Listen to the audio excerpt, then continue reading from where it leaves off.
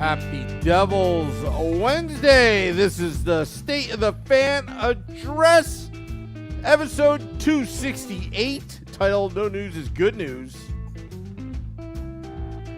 Yeah, I'm your host, Sam Wu, here with Nick Villano, pucksandpitchforks.com, editor-in-chief, streaming live on Facebook Live, YouTube Live, Twitch, but not on X for the moment, because there's a cash grab going on with Elon Musk. Apparently we have to pay a boatload of money. Just found out minutes before this podcast, but you can still get our podcasts on Apple Podcasts, Google Podcasts, Spotify, Amazon Music, Prime, Audible, and the iHeart app as well. Good evening. Facebook, YouTube. Yeah. We're all over the place. Yeah. We don't need that Elon Musk money. You know what? The other day I totally forgot. I'm verified on my personal account at Primetime Sam Wu. My personal account is verified. You know why? Because I was desperate to set a couple DMs to see if we can get some guests on. And I hit that roadblock. I was like, yeah, what the heck? I'll get verified. So I'm verified. I got my DMs in, and totally forgot about it. So I'll be And like, you kept paying $8 a month and just threw that money down the drain. pretty much, Nick. Pretty much. I'm a sellout. I sold out. Okay. I sold out. I couldn't take it any longer. I stuck with you on the whole thing. Max Peninoff says, new music, love it. Actually, that was the original bumper, and then there were some discrepancies on the music rights, the copyrights, and actually we are legit.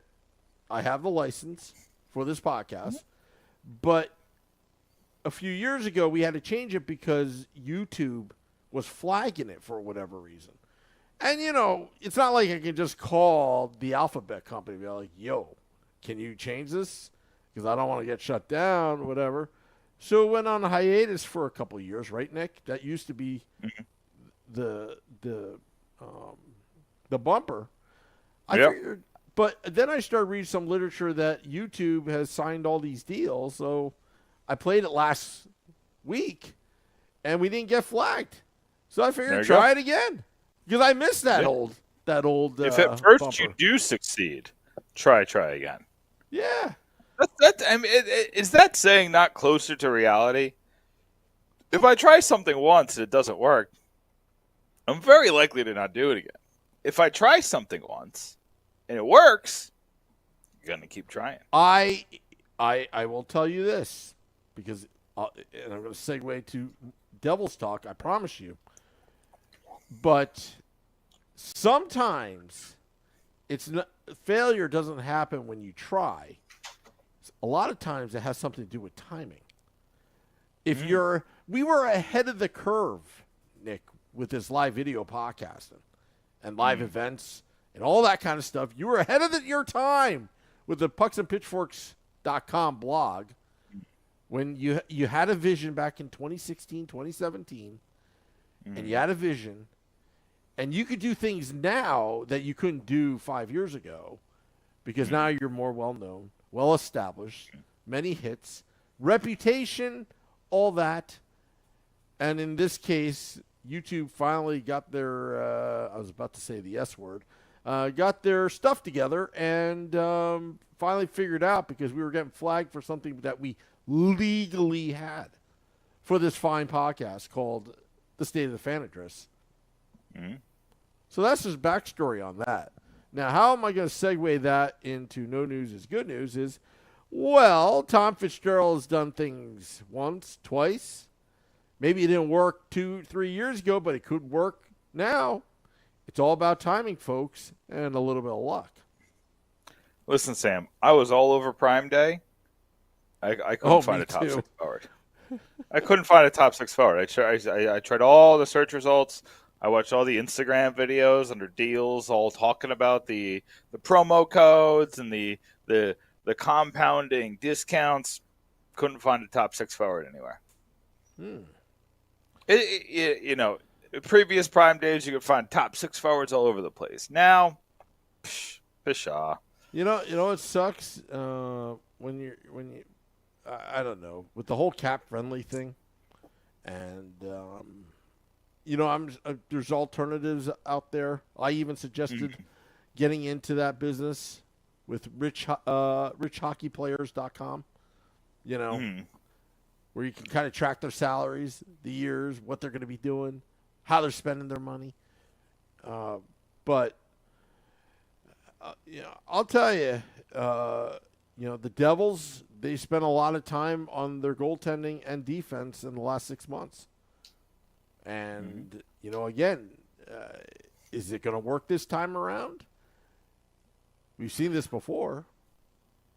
So I wrote an article last week about hype. We've been here before where the Devils are the most hyped team of the offseason. 3 times, right? It was the PK Subban, Nikita Gusev offseason. Last offseason, this team was hyped to the high heavens.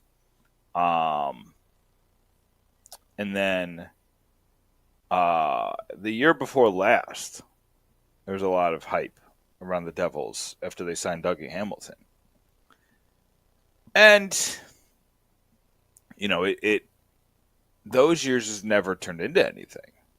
And, you question whether, the hype becomes too loud. Is it too heavy for people? I don't think any of that's true.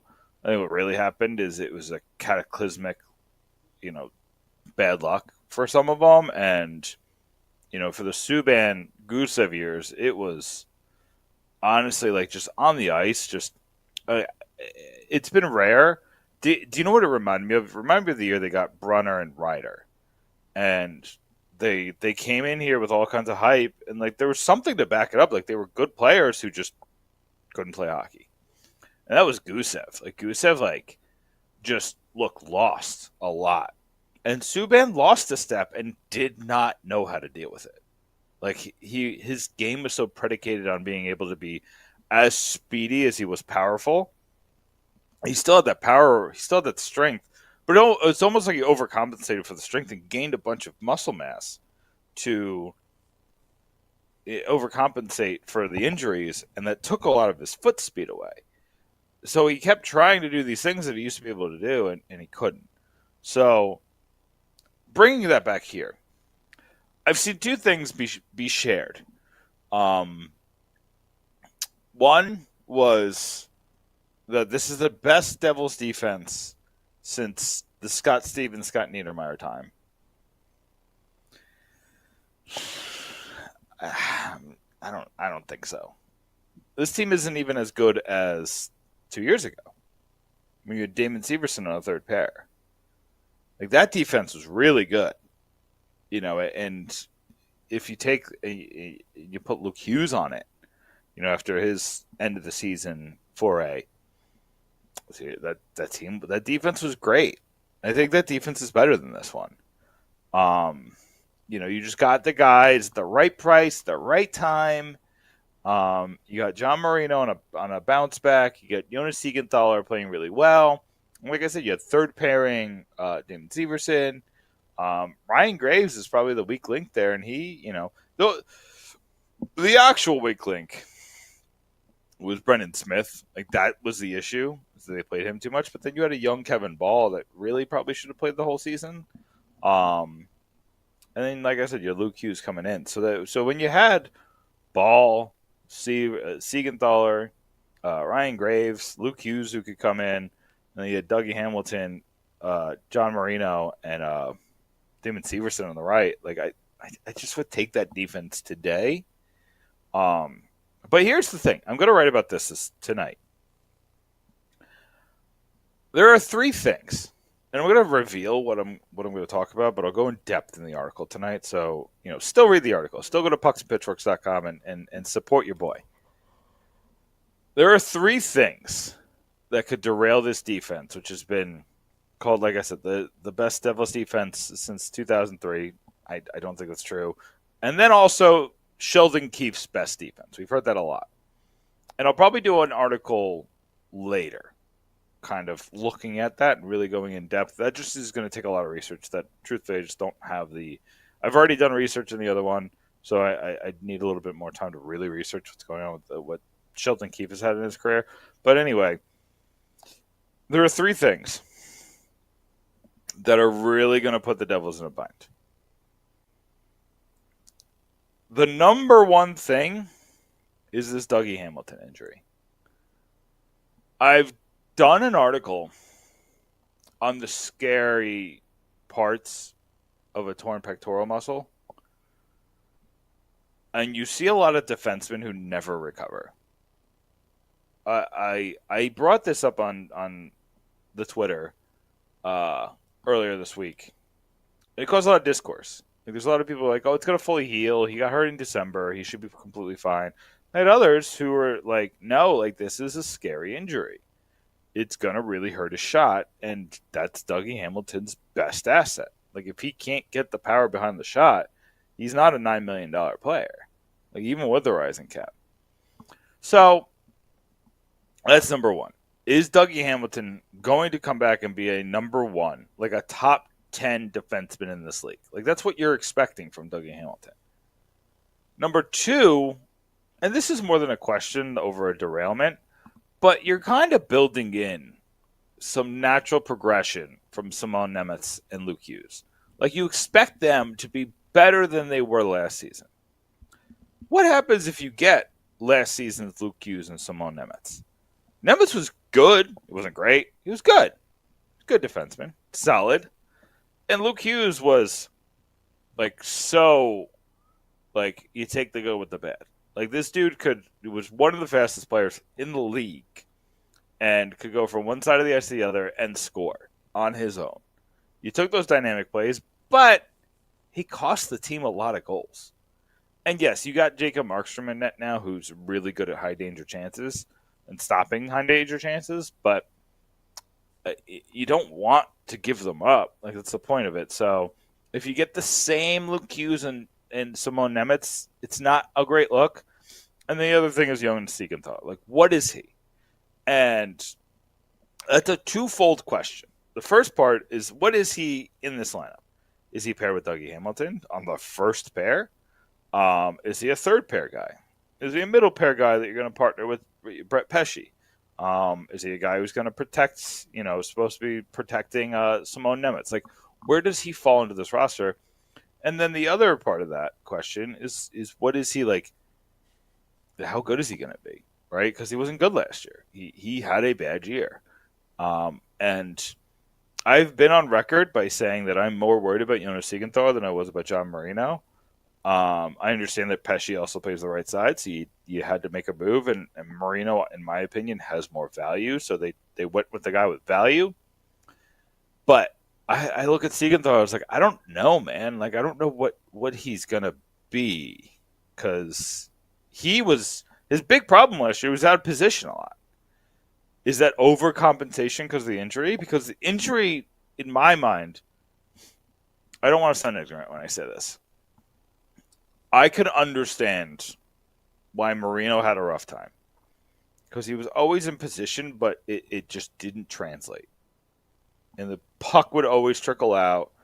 And I made this point a lot during the season. The defensive system was awful. It was terrible. It was so bad. And everybody's like, why are there two guys behind the net and nobody in front of the net?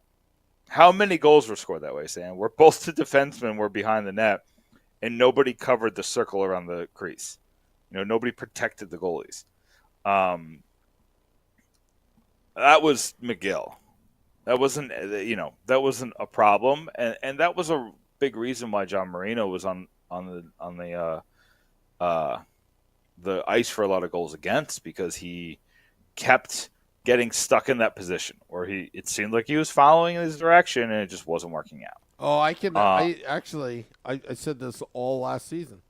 A lot of it was Kevin Ball. and he was overcompensating The partnership. for Kevin Ball's. I mean, Kevin Ball was so inconsistent, and that's the reason why both are out now. True. Yeah, I think. I'll tell you this though. I think it was the system though, because you saw it with a lot of lines where both guys would go behind the net, and I think you just prioritize possession. Are you sure it's the system? Because how do we know if it is the system or not? Because everybody was doing it, or they weren't following the system and they gallivanted. I think and that's all why 8 defensemen. I think 11 defensemen played last year. You think all 11 defensemen just happened to make the same mistake? You could be right, because there was a short period during the season where, remember, they simplified the game, and we were like, yes, finally, make mistake-free hockey, keep it simple, and they did pretty well. They actually did pretty well. Then the injuries happened again. Yeah, and they fell back into those habits of what they were used to. It's hard to change a system, but the problem, but here's the problem here: McGill's still there. That's a problem. If it's the system. Shoot, do I have to make this 4? I hate 4. I'll be honest. I'll have to think of a 5th. I can make injuries the 5th. Okay, that's fine. Yeah, they have good depth though. Actually, I just thought of the 5th. The 5th I'm not revealing because I just thought of a good one. So it's 5 now because Sam made a good point. You've contributed to Pucks and Pitchforks. Congrats, Sam. Oh yeah. Oh, by the way, you've got a new writer. Should we plug him? Neil. Which one? Oh yeah, Neil. Yeah, he's been around. He was Neil Villapiano. I hope I'm saying your name right. I'm sorry if I didn't. He's the host of the Devil State of Mind podcast, one of the many rivals. But simply, he's a good dude. And I've never had a problem with it. Oh, absolutely not. And I love seeing this guy doing well. I just wanted to point that out. Yeah, he's excited to put out new content. Oh my! Don't. He said it to me. I'm sorry. I know. He's got creative ideas for articles. Anytime you say the C word, I'm just going to wear this for the rest of the podcast. This puckhead. It's funny that you would rather me say the actual C word on the podcast than that C word. But anyway. Yeah. But I guess my point that I'm trying to make, Sam, is we got to stop putting the cart before the horse. I get it. It's been a slow July after the first week. Yeah. It's been. But I've put out articles. My writers have put out articles. There's stuff to talk about.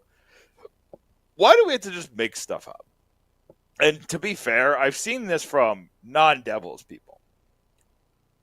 And the Devils are always a hot team to talk about in the offseason. Everybody loves talking about this team. They have a top 10 player in Jack Hughes. They have a top Selke candidate most years in Nico Hischier. They have 2 fantastic forwards in Timo Meier and Jesper Bratt. They have, stars on defense. They have these 2 incredible young defensemen, Simone Nemetz and Luke Hughes. And they traded for Jacob Markstrom. I get it. You want to talk about this team? Oh, and they have the ex-Maple Leafs coach. This is going to be a team that people want to talk about. I get it. But we let's just please come back to us and just stick in that veil of logic. We don't have to make these outstanding. Everything doesn't have to be the greatest ever. I always make a joke. My wife's, now my family vacations in Dewey Beach, Delaware. And you go down there, Sam, and everybody's the best at something. We make the best lobster roll. We make the best crab cake. We have the best crab legs on the beach. The best in Delaware, the best in the U.S., the best in Dewey, the best in the world. Everybody's the best. We have the best sand under your toes in a bar setting. We have the best margaritas that you can drink upside down on a bar stool. It's just it's like the Elias Sports Bureau of best ofs. It's those nonsense records That remember like back in the early 2000s, you'd be watching SportsCenter. It's like, according to the Elias Sports Bureau, Barry Bonds is the first player to do a hopscotch down the first baseline and a home run while also doing the hokey pokey. Like, it was just like the most nonsense Oh, statistics. yeah. The nonsense statistics have no bearing on what's actually happening, or it's Right. like, or even some of the home ice advantage. It's like Mm. if you score a goal and in the first 5 minutes as the opposing team in the game seven, your chances of winning is 98.9%. Right. So it's like, Right. And you're looking at data that's flawed, right? It's not like data tells a big story. Is data a bad word? Am I allowed to say data? uh, possibly analytics, but data's fine with me. Okay. Data is a flawed situation just because it can tell a good story, but data is supposed to enhance your story. Data is supposed to, you know, be a fixture within the story. It is not supposed to be the story. I feel like a lot of people make that mistake. They make data the story, right?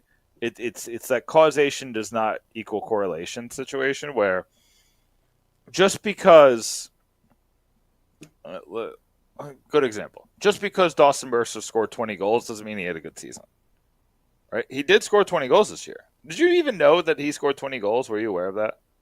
Yeah, most of it came in like one part of the season. Yeah, this one really good stretch. Yeah. But to be fair, the same could be said for Timo Meyer. Timo Meyer had like 22 points in March and finished the season like he was having like 7 one month, 8 one month, 11 one month. So the Devils were just a streaky team, and nobody streaked at the same time. Do you remember the ridiculous run Jack Hughes went on to start the season? Yeah. But at the same time, Nico Hischier was playing not well. And then in the middle of the season, Jesper Bratt was going off, but that's when Timo Meyer was going all over the lineup, and like they The didn't only know time what it was ever going. clicked all together for the Devils last season was in preseason. Right. Yeah, they were all scoring. They were playing defense. They're beating teams, and it was like, it doesn't count. Yeah. Yeah. So I just want to like everybody like I don't want to. It's always hard, right? Because we do Devils podcasts and articles, and like we want to engage with the fan base. And being positive is so much more engaging than being negative. Being negative is engaging, just in not the ways you usually want to. But we also like we have to be true to ourselves, Sam. This is kind of crazy. Like, first of all, I don't particularly care if this is Sheldon Keefe's best defensive unit because he never coached the Devils. Um, I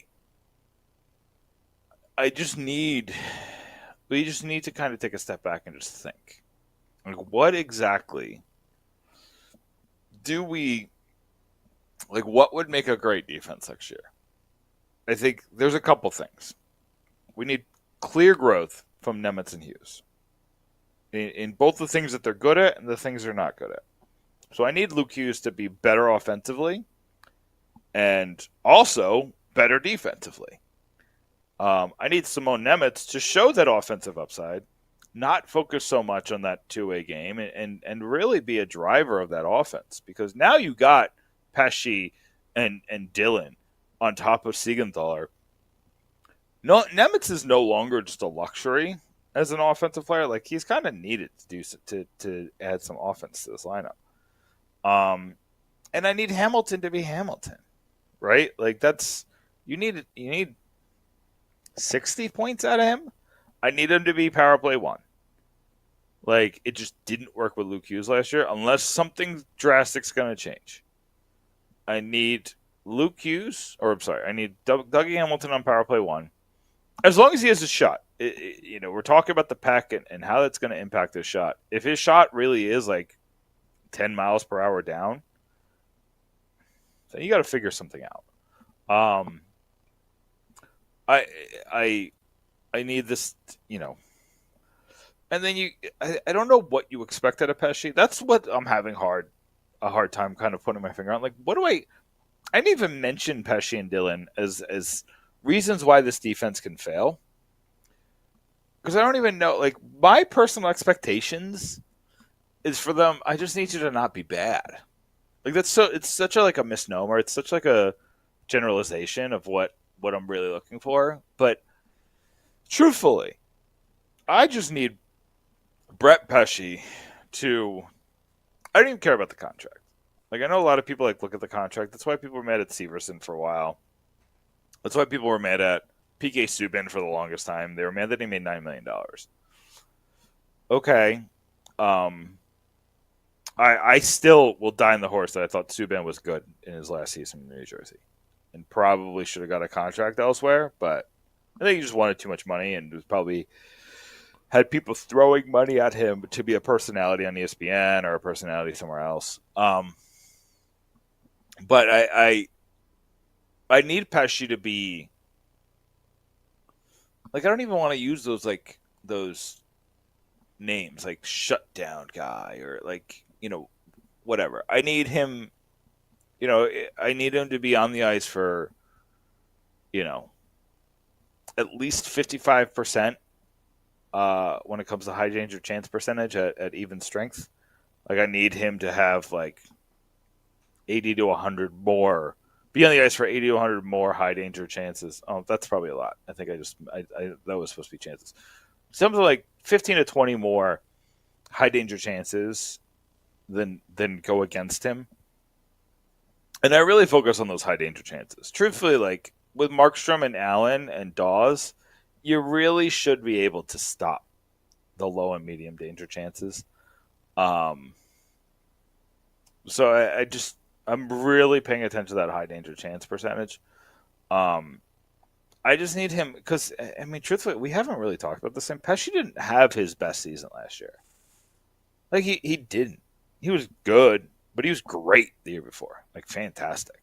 It's probably why he signed the contract he did, right? He was probably a $7 or $8 million guy. Like, what did Brady Shea sign for? Didn't he sign for something similar to Pesci? Or maybe a little more, right? Didn't he get 7? I don't know the numbers, but it was significant. Yeah, like I feel like that Pesci was probably in that echelon, and then had a fine season. And then for Brendan Dillon, like that was truly, it was a 7-year, $49 million contract. He got $7 million a year for 7 years. Like I really think, and I think Shea is younger. So I'm sure the length, there was an impact. But I bet you Pesci was a $7 million guy if he was a free agent a year ago. And that's probably what he was looking for. Why he didn't extend in Carolina? Because he thought he was going to get on a free agency. He seems happy to be in New Jersey. We always worry about when Rangers fans sign with the Devils, but it sounds like that fandom has dissipated a while ago. And and then with, like I said, with Dylan, I just need you to be a good pairing. Like, I truly think he's going to be on. I think the way it's going to play out is that I think it's going to be Dougie Hamilton and Dylan. I think Dylan's going to be that guy that they wanted Siegenthaler to be. That's fine. I think it's fine. And then I think you're going to do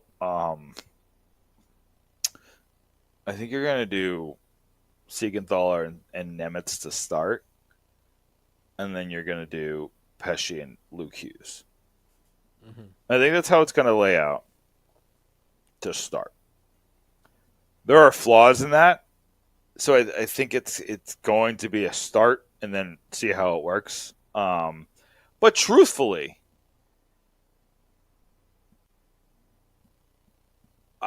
I just don't want Nemitz and Hughes together, even though it worked last year.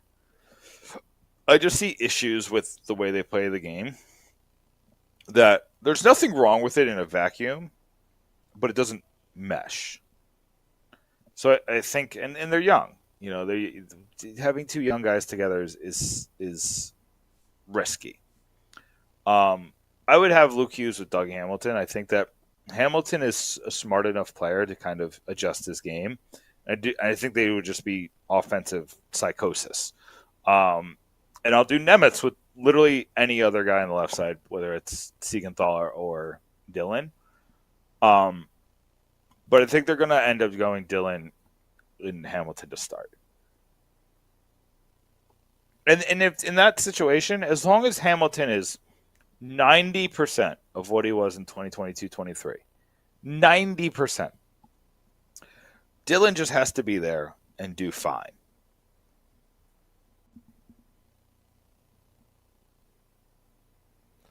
And the biggest thing, you started off on the topic, with Pesci and what do you want out of him? Mm-hmm. I got a few things. Okay. Consistency and eating up a lot of time, a lot of ice time. Because the less ice time the Nemitz and Hughes get, the more speed, refreshed energy throughout the entire 82-game season. You want them to take a majority of the ice time. 15 minutes, not a good 18, 20 good, solid minutes where you're not a liability. You want that from Pesci, or you want 18 to 20 from Luke and Nemitz? No, Pesci and Dylan. If that's what you're paying for at the very least. You're looking for. Yeah, I think you can ask 22 from Pesci. Yeah, shot blocking as well. You want you want them to play defense. You want that grit as well, that presence. I talk about the no fun zone all the time, but you got to be territorial back there, back on defense, and help. I'll tell you what, Sam. Just kind of on your Ryan McGill point, the guys they signed tell me they're changing the defensive structure. The other issue with the defensive structure last year was that it was a poke forward defense, and I think that's why they weren't laying the body more. I think that Kevin Ball hits people, so when he wasn't hitting people and his giant lanky body was going for poke checks that put him out of position every single time, I knew there was just a directive that wasn't landing. But Pesci and Dylan don't play Dylan kind of plays that way a little bit, but not like they were having ball play. Pesci doesn't play that way. Pesci, he'll lay wood down, and so will Cotter, and so will a bunch of the Nason, who Trey Matthews just wrote a piece on. Trey Matthews calls the piece he just put up on pucksandpushtricks.com the favorite piece he's ever written in his articulate career, right? In his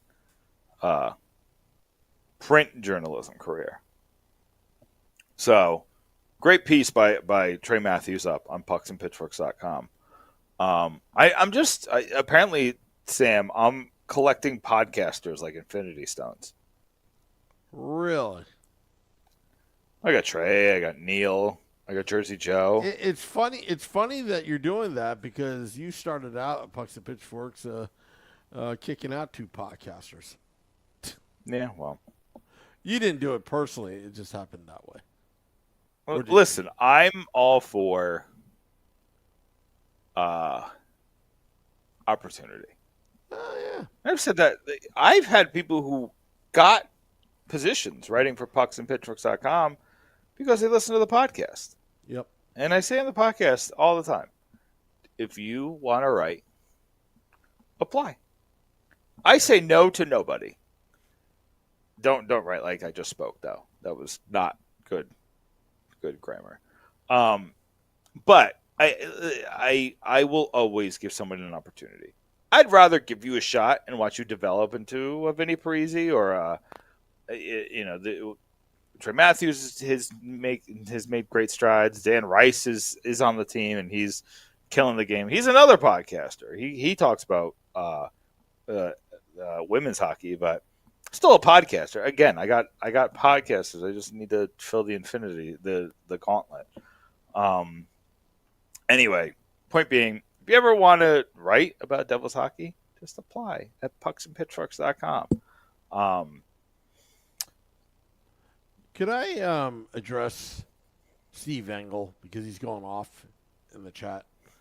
Yeah, of course. Talk to the people. Yeah. So Steve Engel, sorry we didn't have a Sunday podcast. Nick knows my work schedule has been extremely heavy.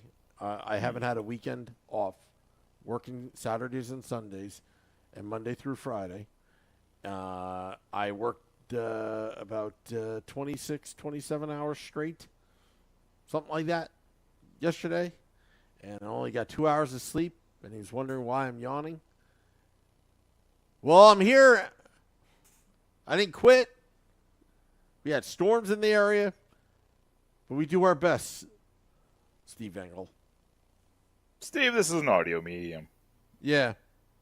I mean, we just throw the cameras on, but yeah, you're right. It's really, because he thinks that I'm yawning because of your rant, and it's like, no, that's totally not it. I'm just tired. You could yawn at my rant. I always appreciate constructive No, you know what criticism. I was yawning at? I was yawning at Steve Engel's comments in the YouTube Live. That's what I was yawning at.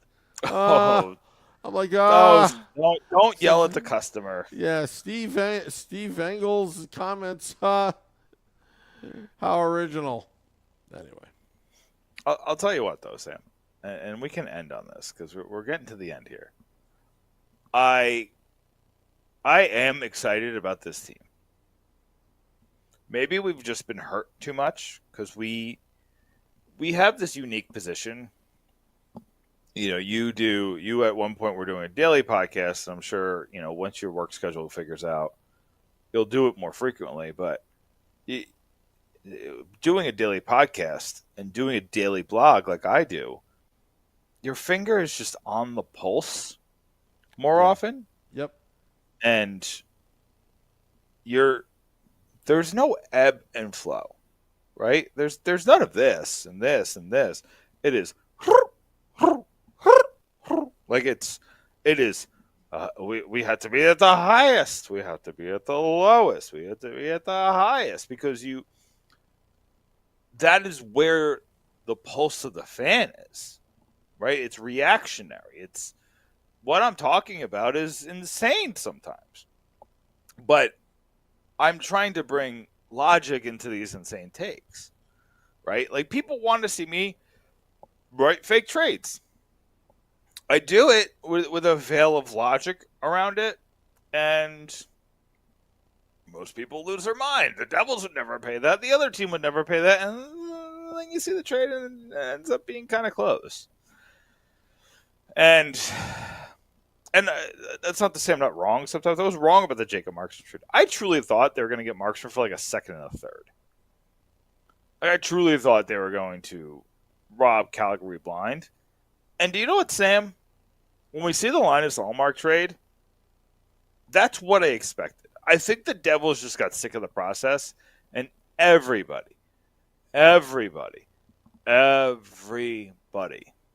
used the Devils in their trade chip, in their trade negotiations. Every single one. And I wrote about this when the Linus Ullmark trade happened, that clearly when the New Jersey Devils shoe dropped,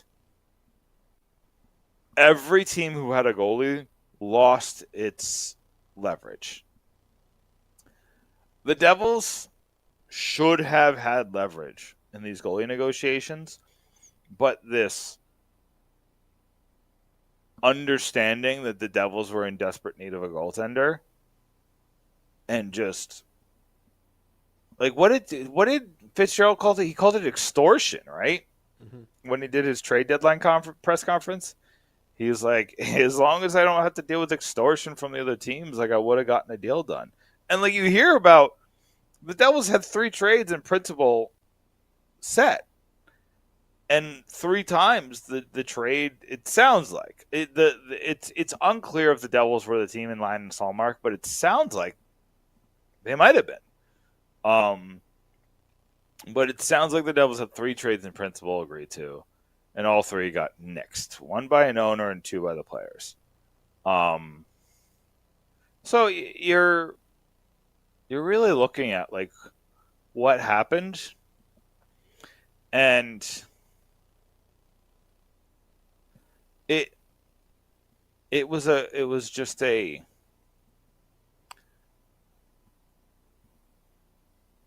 I don't even know how to explain it, Sam, because do I wish they traded for Connor Hellebuck? Kind of, and also kind of not. I say that because I think the price to get Hellebuck was so probably astronomical, and then he resigned. Same thing with UC Saros. The price to get Saros was astronomical. And when they didn't get the astronomical price, they resigned him. What goalie got moved last year that you wanted? You're looking at the Cam Talbots, the Jonas Korpisalos, the Mackenzie Blackwoods. Like this is what we're looking at. It was not a good market. There was a couple guys I think they should have targeted earlier.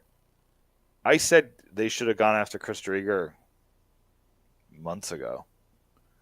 And it's possible that Seattle was trying to stay in the hunt, and they knew that if a goalie went down, they would have needed him, but they should have went after Chris Drieger in November. I think you could have got him for a pretty easy price, just to solidify the position when Vitek was just spiraling. But yeah, I tend to not fault Fitzgerald for the last 12 months as far as the goaltending is concerned, just because I didn't see anybody worthwhile move. I didn't see anybody who would have fixed the situation last year. And truthfully, I thought Schmid would have been better. He was the guy that really surprised me. Vitek Vanacek, I was kind of looking at side-eyed. I was putting on a veil of confidence because I think I just wanted it to work. But truly, I was like, you really just need Schmid to hold down the fort until Dawes comes back and plays back from his hip injury.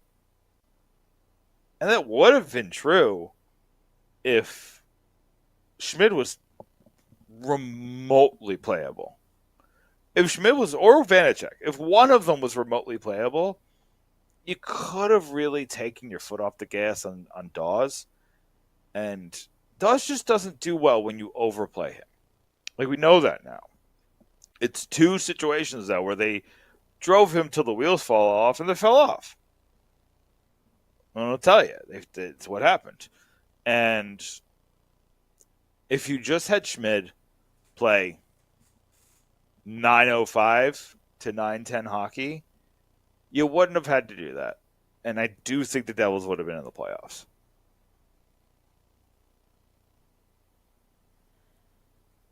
That's what I got. I don't know how I got there. Kind of blacked out for a little bit of that. But that's all I got. Ready for plugs? Or do you have a point?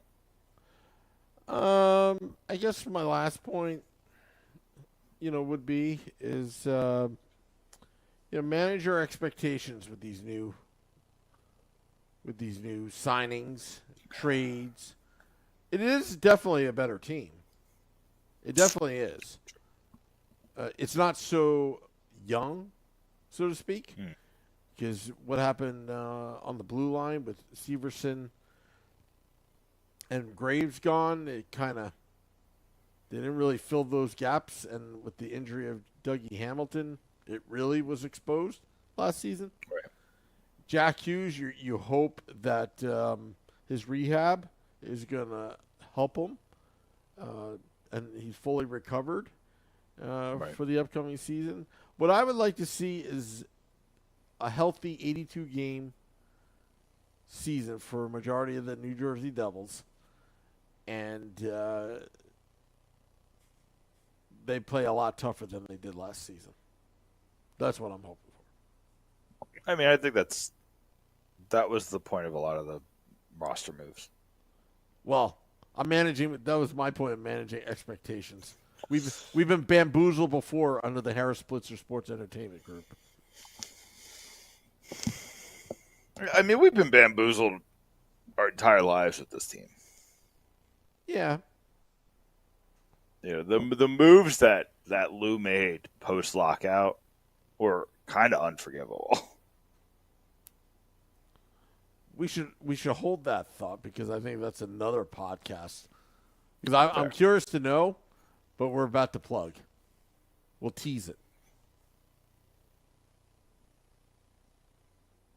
You ready? Wait, you go. Now I'm confused.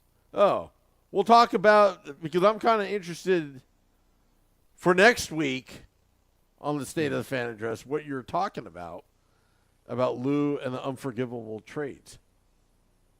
Oh, yeah, we could do that. Yeah, that's all. So there's my plug. Stay tuned next week here on the State of the Fan Address every Wednesday. Yeah. 8:30 p.m. Eastern. Go to pucksandpitchforks.com right now. Vinny Parisi's writing something on Patrick Laine. I don't really know what it is. I tried to do the math, didn't work for me, but Vinny's going to make it work. So he's going to write about Patrick Laine. That's probably going to go up, I want to say tomorrow, but you know, as long as if he gets it to me, I'll get it up tomorrow. Marcy Rubin wrote a piece about 3 players she thinks are going to hit career highs this year. Mm-hmm. And like I said, I'm going to write the 5 defensive situations that could really derail the Devils season. That's going to come. I'm going to write that tonight. I'm going to get off this podcast, and then I'm going to go write that. Very good. Want to thank all those. I also have one other quick plug for those. Yeah, sorry, this is my fault. I have 2 massive Olympic previews, and then 1 really fun Olympics history piece coming out on fansided.com.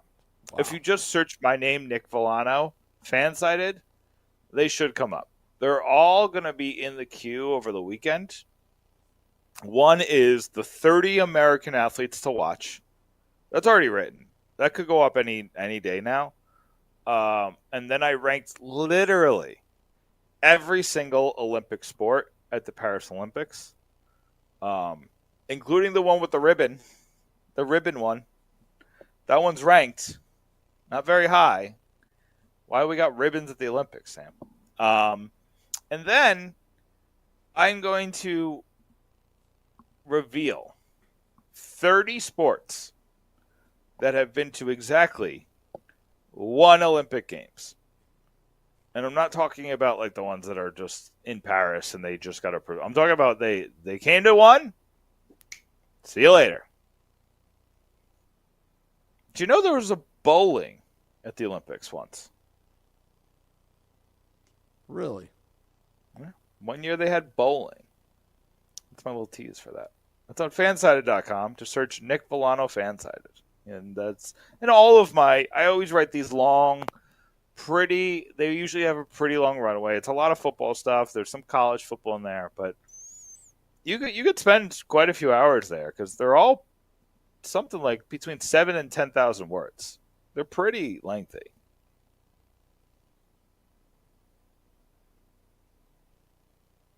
Should I close now? I wasn't sure. Yeah. Oh, okay. Just want to thank all those tuning in, dropping the podcast at midnight. We'll be back next week. Sunday podcast should be going as scheduled. Unfortunately, I had to preempt that podcast because I was too busy. I'm a busy guy. Nick knows that. I actually have to talk to him about getting some consulting from Nick on a couple of issues. But yeah. All right. And also happy belated birthday to Ted in the YouTube Live. Birthday yesterday. Or was it today? Or it's today. It's today. Sorry. Happy birthday, Ted. You know what? I said happy birthday to him in the middle of the night. And I keep on forgetting. I don't even know what day it is today. Anyway, Yeah, it's actually today, actually. Yeah, I probably texted Ted at like 1 a.m. when I did that. Anyway. All right. We're out. Till next time, let's go Devils.